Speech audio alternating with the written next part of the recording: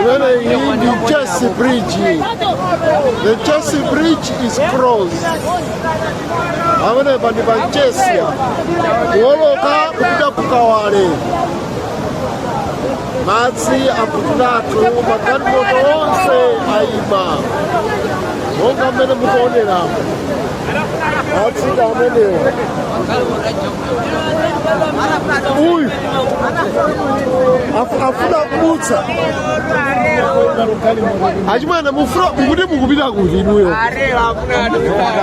Mafuna muwoloke pamenepo. Mufuna mudzi wakawale kukhale maliro.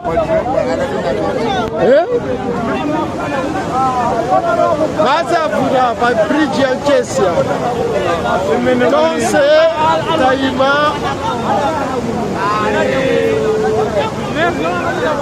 This is in Chelsea, bila kukawale. Chelsea River.